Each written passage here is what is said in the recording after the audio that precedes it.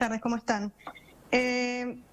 Bueno, yo diría que hubo un grado de sorpresa, pero al mismo tiempo hubo mucho trabajo, ¿no? Hubo mucho trabajo del grupo político que sigue a Sergio Massa y del peronismo que está aliado con él y del kirchnerismo para lograr revertir, pasar de ser el tercer candidato en las PASO a ser el primero en las generales. El primero y con una ventaja bastante interesante sobre un fenómeno político como el de Milei, que fue la gran sorpresa de las PASO, ¿no? Ese triunfo abrumador de un candidato que dice odiar básicamente la política, los políticos, el Estado, al gobierno, y que básicamente se comunicó sobre todo con un grupo social de varones jóvenes, ¿no? Ese es como el grupo duro de apoyo de Milei, que la mayoría, digo, es el electorado masculino joven, que se sintió interpelado por este discurso, sobre todo por lo poco que estos grupos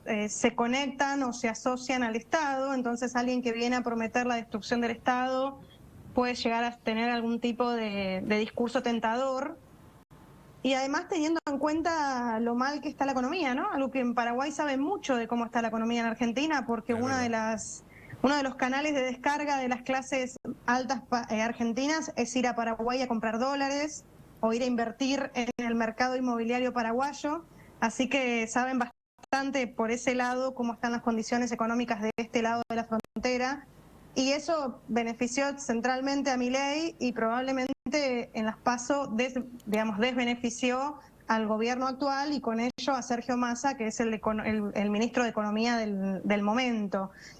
Hubo sí en el medio, entre las PASO y las generales, además de un gran trabajo de militancia de los grupos políticos que acompañan a Sergio Massa, muchos desaciertos discursivos del grupo de Milei y de sus candidatos, ahora diputados ya nombrados, ya ganaron ayer, pero en ese momento eran candidatos, que dijeron cosas que fueron bastante desacertadas en términos de algunos consensos básicos que tiene la sociedad argentina y las sociedades latinoamericanas, diría, como la venta irrestricta de órganos, el uso irrestricto de armas, la renuncia al derecho de alimentar a los hijos, no sé, un grupo de propuestas muy alocadas que realmente no convocaron a muchos nuevos votantes.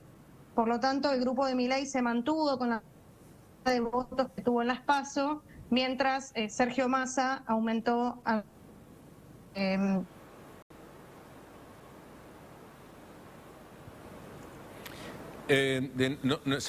nos fue el audio un ratito. ¿Vos me estás escuchando bien, Maggie, ahora mismo? Yo te escucho perfecto. ¿Se me escuchó a mí? Ahí está, ahí está. Te quiero hacer una pregunta antes de la última, para no robarte mucho tiempo. ¿Cómo se puede entender esta victoria de Massa? Veíamos desde Paraguay que después de las PASO empezó con unas campañas, desde acá se percibía bien agresivas, con concesiones impositivas, por lo que decían charlando acá en piso, decíamos probablemente ha de decir, nos fue bien con esa campaña y van a insistir seguramente en este último tramo porque, vamos, el próximo mes los argentinos de vuelta, ustedes van a las urnas. ¿Qué crees? ¿Que Massa va a insistir con esa campaña? Yo creo que lo más estratégico para Massa, que no sé si es lo que va a hacer, sería apelar a la unión y a convocar a los votantes de Patricia Bullrich y a los votantes de Juan Schiaretti y a los votantes de Miriam Bregman, que son las otras tres fuerzas que competían ayer y que perdieron. Básicamente, los votos de Bullrich es el motín de guerra en este momento. Milei también los convocó, de hecho en su discurso de ayer ya empezó a decir que hay que ir unidos en contra del kirchnerismo, es decir, esta movida hacia la conquista de esos votos está sucediendo ya en este momento, ¿no? Del chiste se deben estar llamando por teléfono todos todo el tiempo. Sí creo que la gran tarea de Massa en estas 3 semanas es sostener el precio del dólar, que el dólar se disparó en las últimas 2 semanas y sufrió unos aumentos enormes. Quizás es la tarea más difícil porque ir al balotaje con un dólar absolutamente por las nubes es muy probable que le perjudique muchísimo, más allá de las alianzas que puede hacer con los partidos que perdieron ayer, con los partidos que no son La Libertad Avanza, básicamente. Entonces la tarea de Massa es al mismo tiempo política, como gran estratega, y consolidar alianzas con los partidos que perdieron y acercarse a sus enemigos históricos, que es el partido de Mauricio Macri, y al mismo tiempo es más técnica y tiene que ver con un control de las variables macroeconómicas para que el mercado cambiario no se desvirtúe completamente de nuevo. Esos son como los dos frentes que tiene que abordar, digamos. Ayer en su discurso Massa habló de unión, convocó a los votantes, dijo que iba a trabajar para, ya también empezó, así como Milei, un poco en este ritmo de las alianzas políticas. Hay que ver cómo le va por el lado de la economía. Hoy el dólar blue, bueno, no sé si en Paraguay es un poco más claro que acá hay muchos mercados de dólares. El dólar blue no respondió bien, hoy digamos amanecimos con un dólar blue significativamente más alto que el viernes. Sin embargo, los otros dólares, el dólar bolsa, el dólar MEP, esos sí están respondiendo mejor.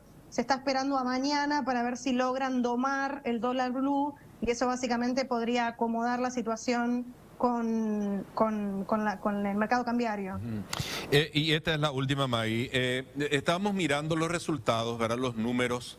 No, me vas a corregir, de lo que pudimos percibir, de cada 3 argentinos que se fueron a votar, 1 eligió otro candidato, es decir, 1 de cada 3 no votó. Por eso te digo, son números así en general que estoy tomando, no votó ni a Massa ni a Milei. Es decir, Milei y Massa van detrás de ese grupo grande de argentinos. ¿Cómo ven ustedes, los analistas, los investigadores?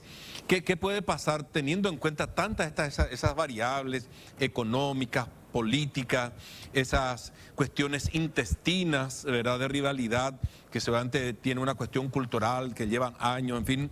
¿Cómo va a responder ese grupo, ese 1/3 que eligió otro candidato y que ahora tiene solo 2 opciones?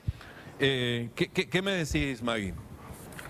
Este es pasa en todos los balotajes, ¿no? Que es muy habitual además que haya balotaje en distintos cargos, no solo en presidente, también en jefe de gobierno de la Ciudad de Buenos Aires, también en los gobernadores, en algunas provincias. Hay un voto duro de Patricia Bullrich que se va a ir a Milei, que es el voto más conservador de Patricia Bullrich, el voto no larretista, es decir, el frente de Patricia Bullrich estaba dividido entre Larreta y Bullrich, efectivamente, ganó ella en las internas.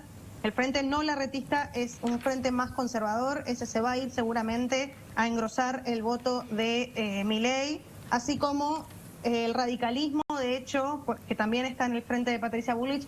Algunos de sus líderes ya dijeron que no hay forma de que el Partido Radical, históricamente enfrentado al peronista, vote a Milei. Por lo tanto, si bien no llamaron a votar a Massa, se sabe que llamaron a no votar a Milei. Entonces va a haber una repartija en cierta forma. El trotskismo, que es el partido pequeño que llevaba a la candidata, que sacó 2.9% de los votos, en general llama a votar en blanco. Entonces lo que hay es un desgranamiento de las fuerzas electorales. Mucha gente incluso no responde, es decir, estaban, por ejemplo, muy convencida de votar a Patricia Bullrich, y sin embargo sus votantes, si Patricia Bullrich tomara alguna decisión partidaria, sus votantes pueden ignorar eso y simplemente ir a votar a otra candidatura. Pero básicamente lo que hay es un desgranamiento, no es que una fuerza entera se muda hacia otra.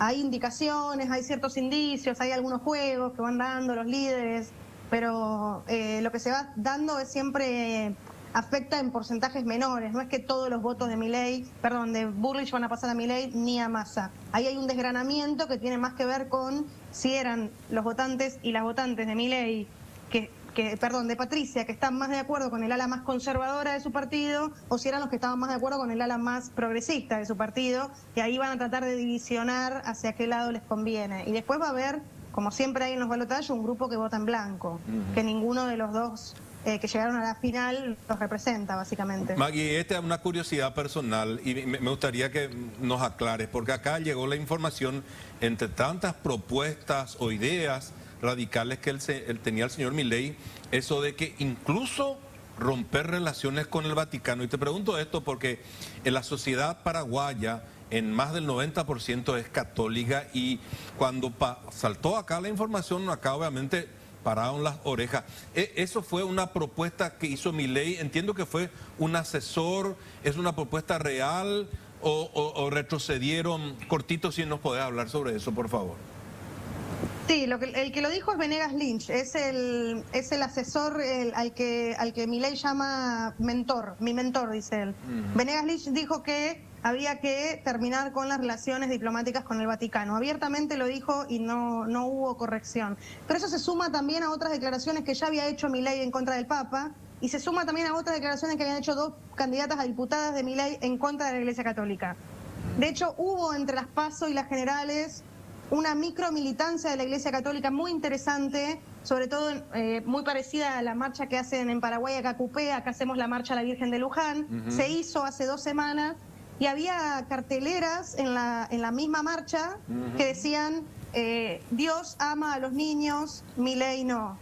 Dios nos bendice con la presencia del Papa, Milei odia al Papa. Este tipo de carteleras gigantes al lado de la marcha. Es decir, que tuvo un impacto estas declaraciones, de las que Venegas Lynch diciendo que va a romper relaciones con el Vaticano fue la última, de un montón. O sea que hubo una ofensiva también de la Iglesia Católica. Digo, los que marchan a Luján no son particularmente los ricos de la Iglesia Católica, digo, hablo más del pueblo católico, que tuvo una resistencia también a esas declaraciones muy molestas en contra de su religiosidad.